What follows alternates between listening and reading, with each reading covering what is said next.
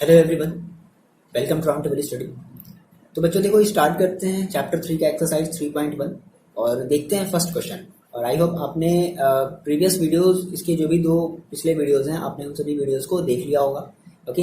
और अगर मैं आपसे ये कहूँ कि ये जो एक्सरसाइज है, ये जो एक्सरसाइज 3.1 है, ये इस चैप्टर का सबसे सिंपल सा एक्सरसाइज है ना, बहुत ही आसान सा है। बस आपको क्या करना है, आपको जो भी प्रीवियस मैंने 2 वीडियोस अपलोड किया है ना, आप सभी उन जाकर के उन वीडियोस को आप देख लो। ओके, तो स्टार्ट करते हैं क्वेश्चन नंबर फर्स्ट। देखो, अगर आपके पास बुक है तो बड़ी अच्छी बात है, और अगर नहीं है वीडियो को पॉज करके स्क्रीनशॉट ले लो आप। चलो, ले लिया, बहुत बढ़िया। देखो, अब लिख लिया अपने अपने अपनी कॉपी में। अगर बुक नहीं है तो आप अपनी कॉपी में इस क्वेश्चन को लिख लो, ठीक है। देखो, क्वेश्चन पढ़ते हैं। क्या कह रहा है क्वेश्चन? ये कह रहा है कि Aftab tales his daughter 7 years ago, ठीक है, आई was 7 times as old as you were then. Okay. Also, 3 years from now, I shall be 3 times as old as you will be.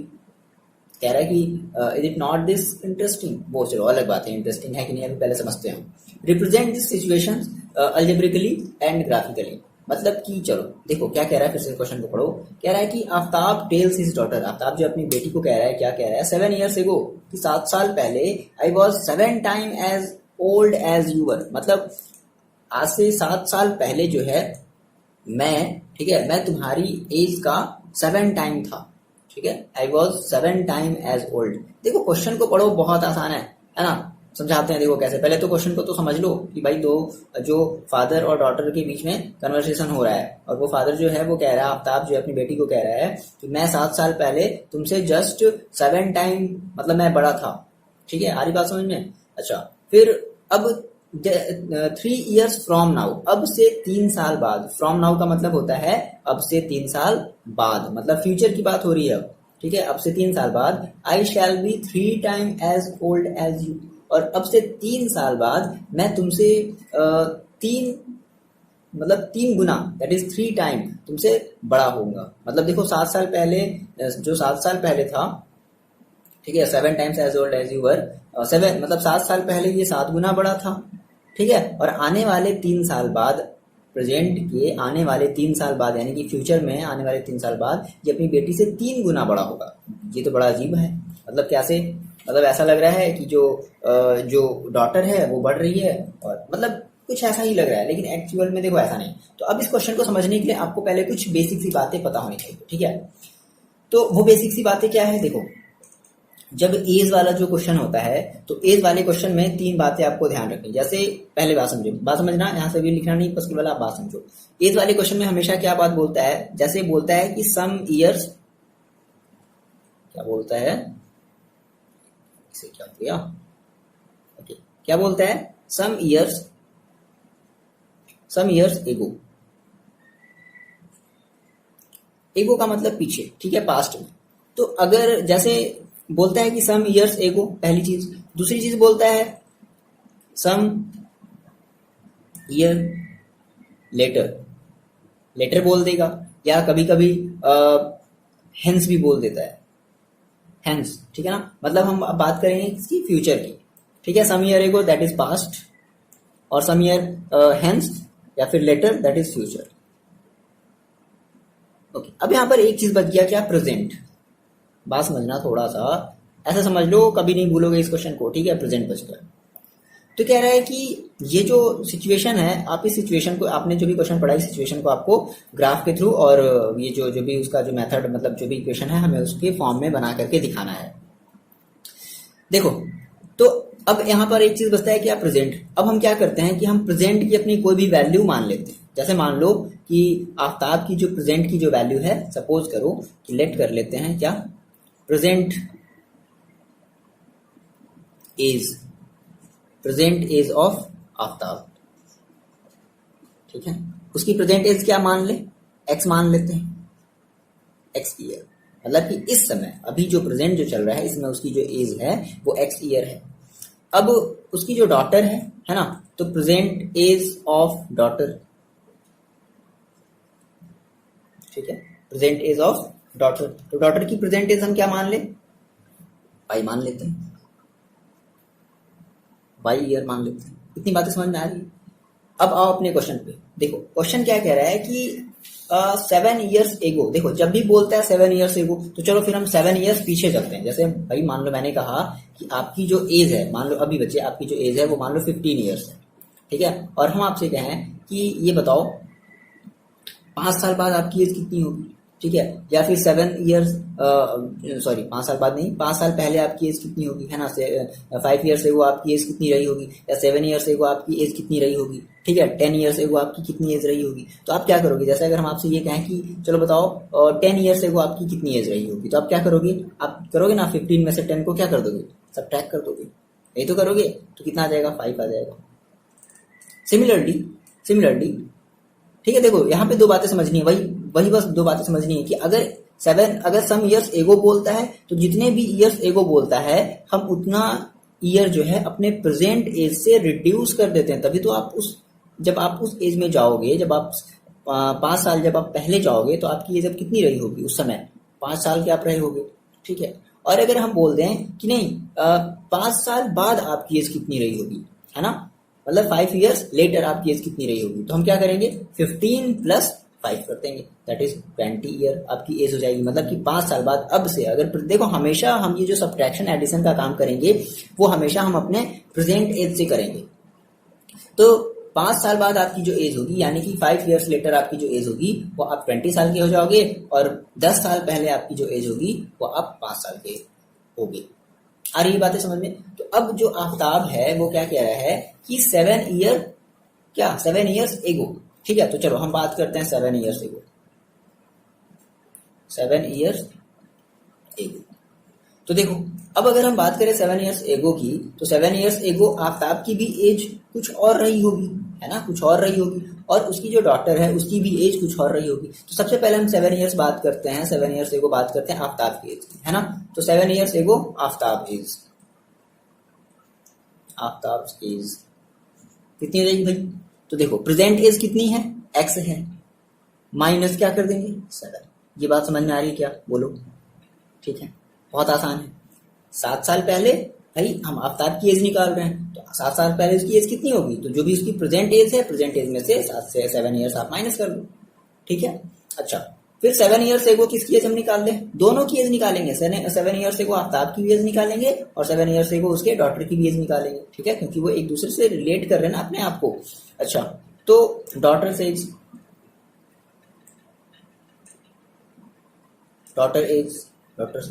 ठीक है, इसकी एज देखो कितनी हो जाएगी, तो अभी हमने उसकी एज कितनी मानी है, y मानी है, तो क्या करेंगे y - 7 ईयर्स, ठीक। देखो इस क्वेश्चन में आपको इसकी वैल्यू सॉल्व नहीं करनी है, ऐसा नहीं है कि x और y की वैल्यू निकालनी है, वो हमें निकालनी है, लेकिन इस एक्सरसाइज में नहीं, हमें निकालना है एक्सरसाइज 3.2 में या फिर मे भी उसके बाद वाले एक्सरसाइज में, लेकिन इसमें हमें केवल बस ग्राफिकल रिप्रेजेंटेशन करना है, पहले ये तो समझ लें, ठीक है। और ऐसे ही क्वेश्चन आपको बहुत सारे भी अभी ऐसे क्वेश्चन बहुत सारे भी आपको मिलने वाले हैं, ठीक है। तो ये बेसिक सी चीजें आप समझ लो। देखो तो आपने ये कर लिया, ठीक है। देखो तो हमें 7 ईयर्स एगो जो है वो आफ्ताब की एज पता चल गई कि कितनी है भाई, इतनी है, और 7 ईयर्स एगो जो है उसके डॉटर की एज पता चल गई कि उसके डॉटर की एज 7 ईयर्स पहले जो है उसकी एज इतनी रही होगी। अब वापस अपने स्टेटमेंट पर आओ, क्या कह रहा है कि 7 years ago I was 7 time as old as you, मतलब 7 साल पहले मैं तुमसे 7 गुना बड़ा था, 7 गुना बड़ा था।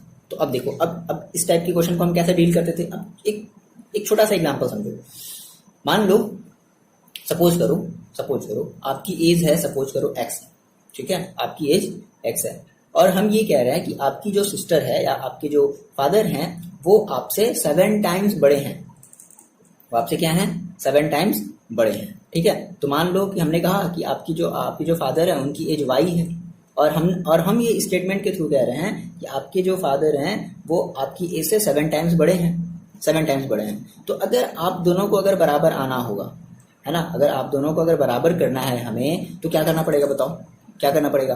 मेरे पास 2 ऑप्शन है, या तो आपके फादर की जो एज है हम अपॉन 7 कर दें, ठीक है, पहला काम, या हम आपको 7 टाइम बड़ा बना दें।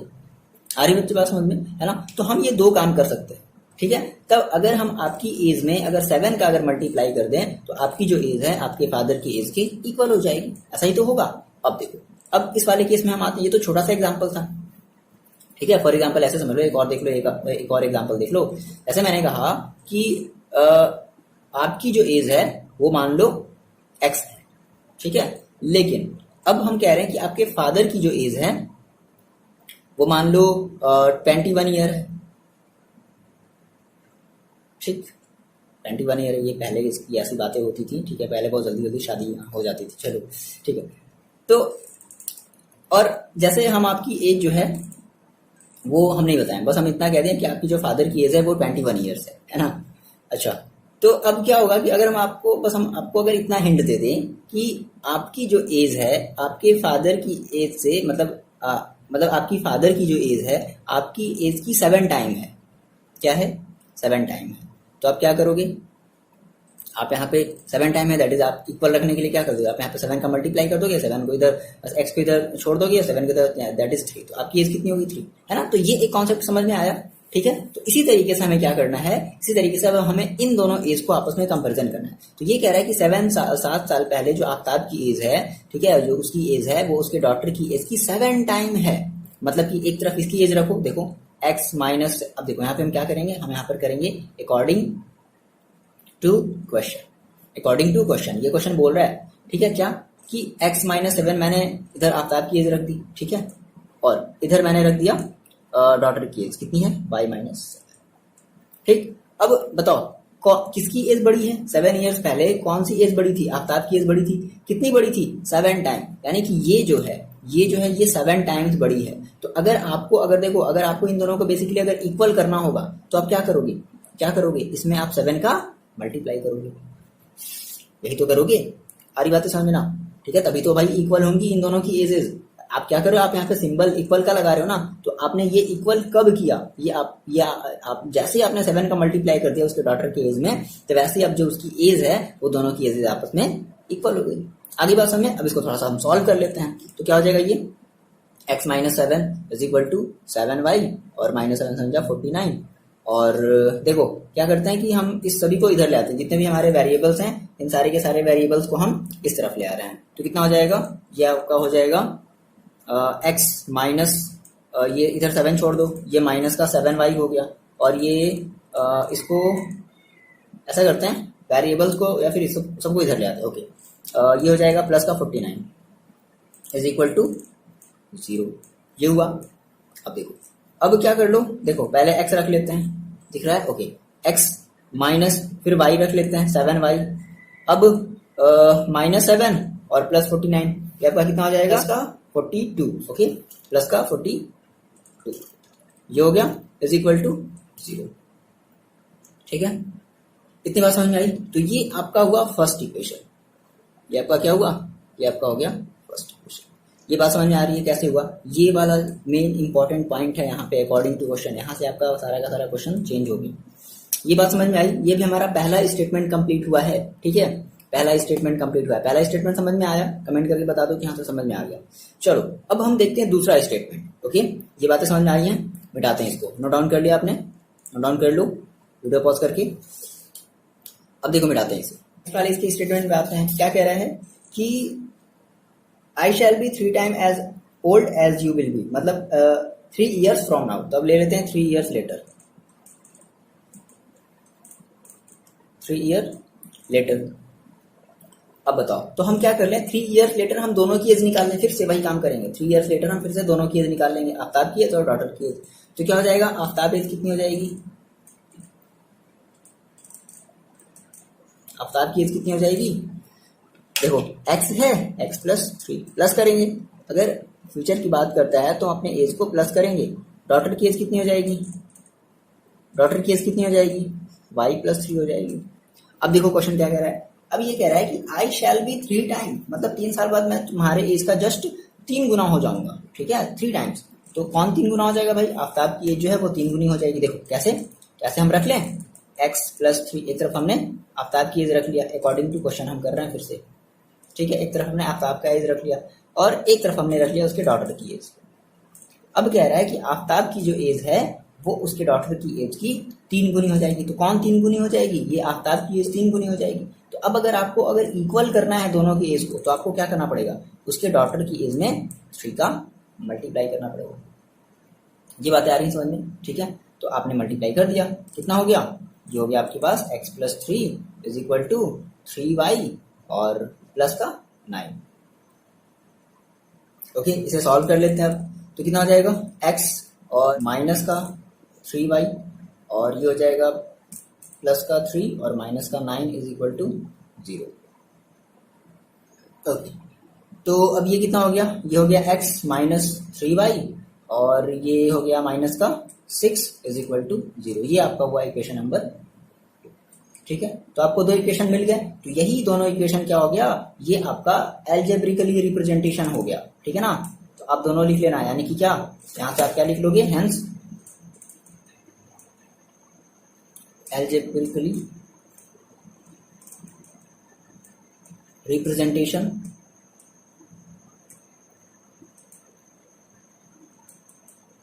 एल्जेब्रिकली रिप्रेजेंटेशन क्या हो जाएगा? तो आप ये पहला वाला इक्वेशन लिख लोगे, क्या? x minus 7 y plus 42 is equal to 0 और एक और क्या आया है? x minus 3y minus 6 is equal to 0। आ रही बातें समझ में? तो ये आपका पहला आंसर हो गया। ठीक है, अब क्या बोल रहा है? अब बोल रहा है कि इसे आप ग्राफिकली भी रिप्रेजेंट करो। ओके सर, तो अब इसे हमें ग्राफिकली रिप्रेजेंट करना है। बहुत आसान सा बात है ये, तो अब आप कर सकते हो, ट्राई कर सकते हो। तो इतनी सारी चीजें आपने नोट डाउन कर ली होंगी, कर लो जल्दी से नोट डाउन। जो इक्वेशन है आप इसको यहाँ पर रिप्रेजेंट कर लो। पहले क्या है? ये है आपके पास x माइनस, लिखो, हमें इन दोनों इक्वेशन को ग्राफिकली रिप्रेजेंट करना है। ओके, देखो, तो सबसे पहले हम बात करते हैं इक्वेशन फर्स्ट से बात करते हैं। इक्वेशन फर्स्ट में है ना, तो फ्रॉम फर्स्ट ये तो करते थे हम, क्या बनाएंगे? टेबल बनाएंगे दोनों इक्वेशन का। तो फ्रॉम फर्स्ट में देख लेते हैं। तो फर्स्ट के लिए हम एक टेबल ड्रॉ कर लेते हैं। ओके, हमने टेबल हमने ड्रॉ कर लिया। यहाँ पर होगा x और यहाँ पर होगा y।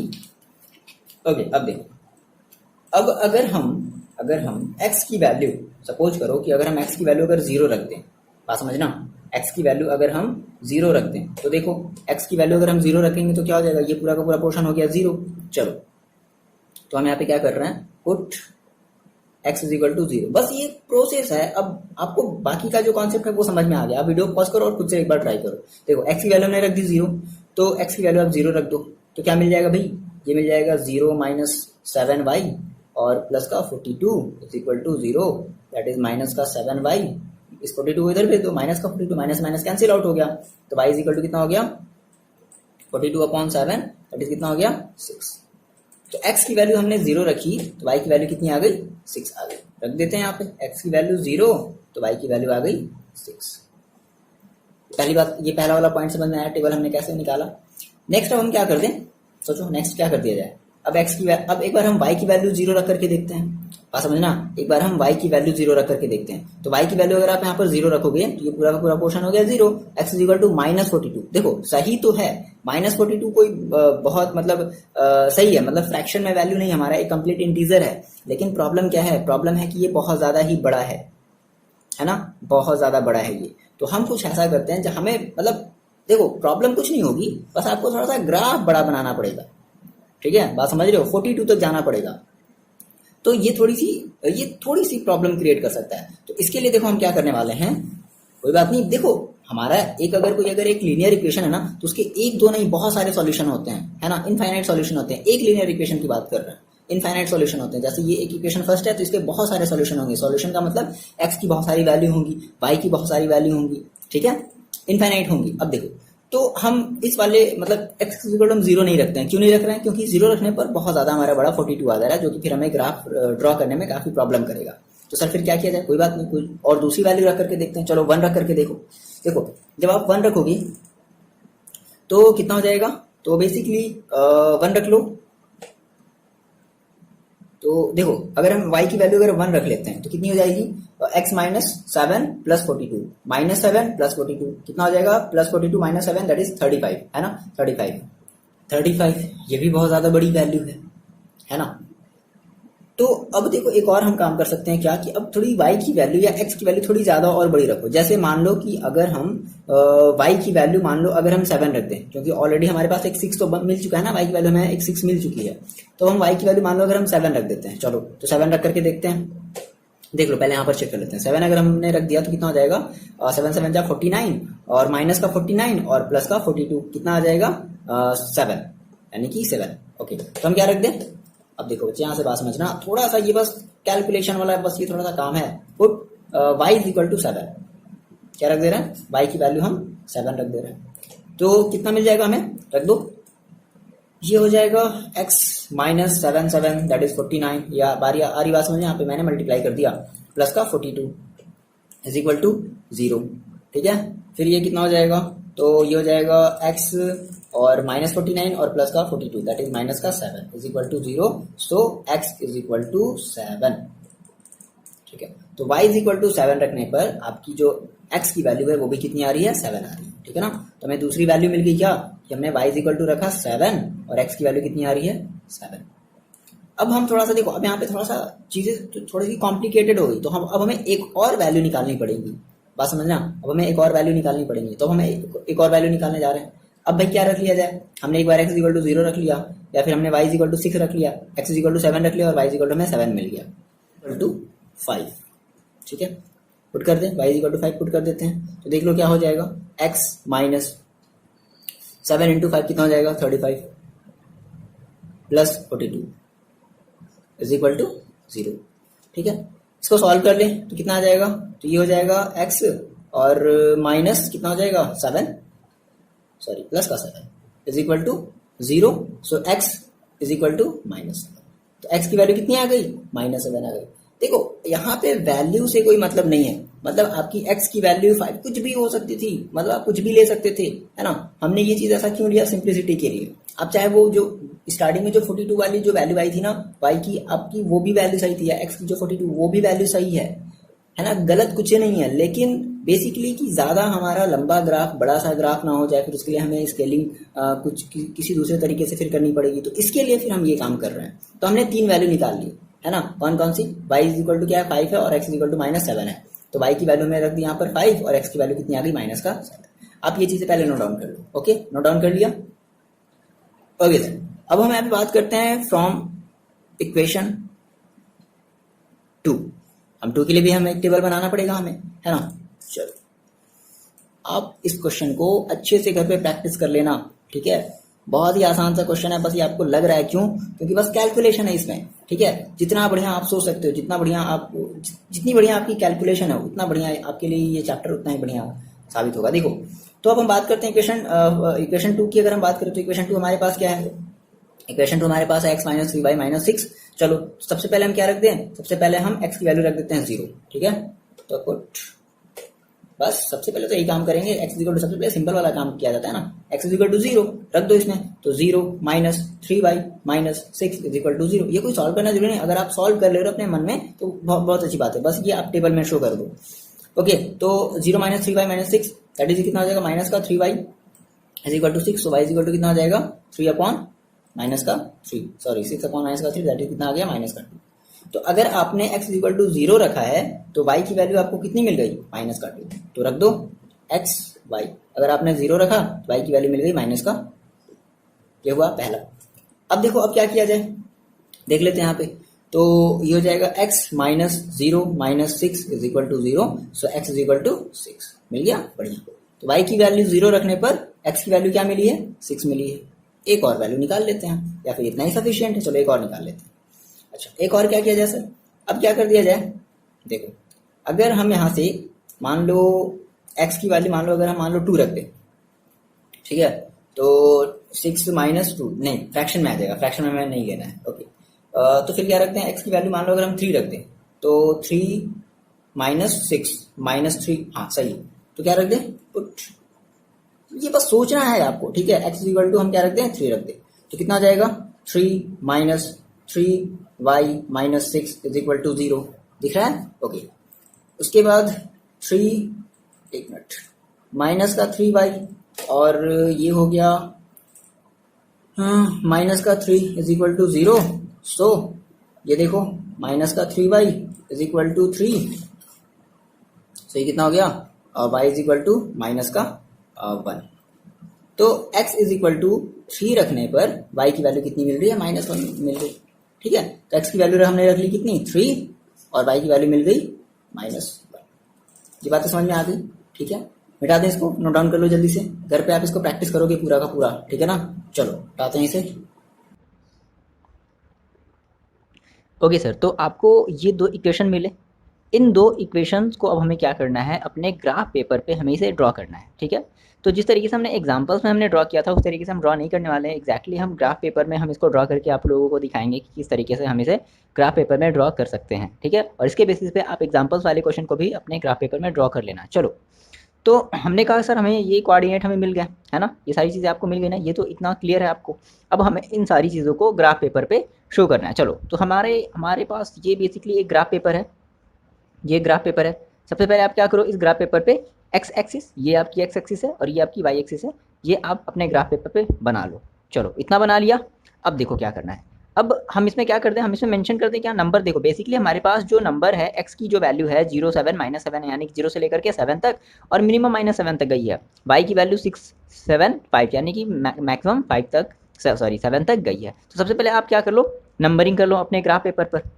ओके सर, ये आपने ड्रॉ कर लिया, ठीक है। इस तरीके से आपने नंबरिंग आपने कर ली, इधर 0 से लेकर के 7 तक, और इस तरफ 0 से लेकर के -8 तक, और इधर +8 तक, और इधर भी माइनस में। ये हमने नंबरिंग आपने कर लिया अपनी कॉपी में। ओके, कर लिया इतना। अब देखो, अब सबसे पहले हम यहाँ पर देखते हैं हमें क्या रिप्रेजेंट करना है। हमें रिप्रेजेंट करना है, ये देखो फर्स्ट वाला देखो क्या रिप्रेजेंट करना है, 0,6 0,6। चलो, तो हम अपने 0,6 को क्या करते हैं, अपने ग्राफ पेपर पर रिप्रेजेंट करते हैं। देखो कैसे रिप्रेजेंट करेंगे, यानी कि हमें एक्स में कितना चलना है, हमें एक्स में चलना है 0। ओके, तो हमें एक्स में कितना चलना है 0, ठीक है। और हमें वाई में कितना चलना है, वाई में हमें चलना है 6, वाई में हमें चलना है 6। तो देखो इस केस में, यानी कि वाई में हम इधर चलेंगे, इस केस में यहाँ पर हम चले। तो अब हमें जो कोऑर्डिनेट मिला, यानी कि जब हमारा 0 एक्स कोऑर्डिनेट हमारा 0 है, वाई कोऑर्डिनेट हमारा 6 है, तो इस केस में हमें जो कोऑर्डिनेट मिलता है वो कुछ यहाँ पर मिलेगा, यहाँ पर, ठीक है, यहाँ पर मिलेगा। और इस कोऑर्डिनेट का हम नाम क्या दे देंगे, 0,6। क्लियर हुई, 0,6। अब फिर से देखो अपने कॉपी में देखो, ठीक है। फिर हमें क्या रिप्रेजेंट करना है, हमें नेक्स्ट रिप्रेजेंट करना है 7,7। क्या रिप्रेजेंट करना है सर, 7,7। यानी कि अब हमें एक्स में कितना चलना है, हमें एक्स में चलना है 7। तो आप अपनी कॉपी में कहाँ चलो, 7 तक चलो, दैट इज़ ये, यानी कि ये हमारा हो गया 7, ठीक है। एक पॉइंट हमें यहाँ मिला। दूसरा पॉइंट हमें कहाँ चलना है, दूसरा फिर पॉइंट हमें वाई में कहाँ चलना है, 7 चलना है। तो दूसरा 7 पॉइंट यहाँ पर हो गया, ये कुछ यहाँ पर हो गया, आ रही बात समझ में, यहाँ पर हो गया, ठीक है। अब क्या करते हैं, अब देखो, अब सर एक पॉइंट यहाँ है, एक पॉइंट है, तो अब इस तरीके का हम बेसिकली जो हमें जो कोऑर्डिनेट मिलता था वो कहाँ मिलता था। तो इसके लिए हमने क्या बताया आपको कि आप एक परपेंडिकुलर लाइन ड्रॉ करो। ये आपकी एक परपेंडिकुलर लाइन है, ठीक है।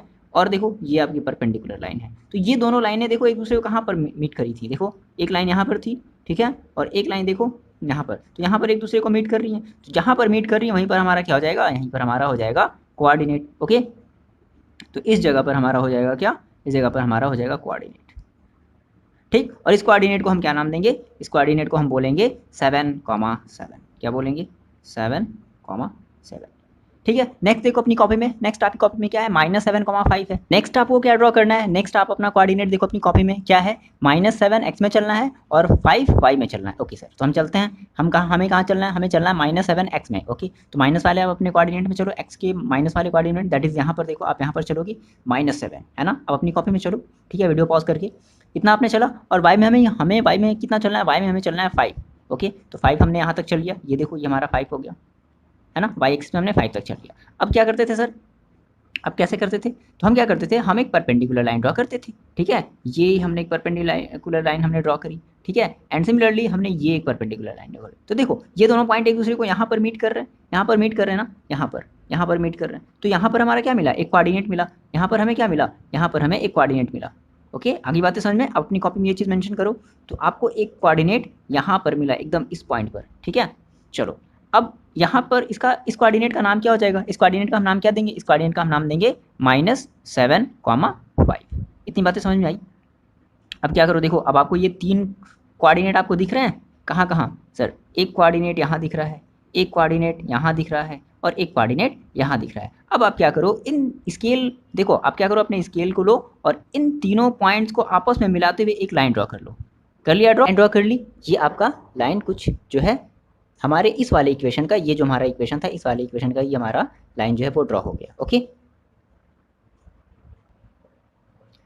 ओके सर, नेक्स्ट हम बात करते हैं इस वाले अपने जो भी हमारा जो सेकेंड वाला इक्वेशन का जो भी हमारे पास कोऑर्डिनेट मिला इसकी बात कर ले। तो पहले हमें क्या करना है, 0 और एक्स में कितना चलना है, 0 और वाई में कितना चलना है, -2। चलो चलते हैं फिर, एक्स में आप चलो 0, देखो ये आपने बना लिया, ठीक है, ये आप चेक कर लेना, इस तरीके से आपका जाएगा ग्राफ। ओके, अब आपको कितना चलना है, 0 एंड -2। ओके, तो सर आपको एक्स में चलना है 0, दैट इज़ आपने चला यहाँ पर 0, बढ़िया, यहाँ पर आपने चला 0, और y में कितना चलना है, -2। ठीक है सर, y में आपने चला -2, दैट इज़ यहाँ पर आपका आना चाहिए। ठीक है, तो अब इसका कोऑर्डिनेट कहाँ मिलेगा, अगर 0, -2 है तो कोऑर्डिनेट हमें -2 पर ही मिल जाएगा।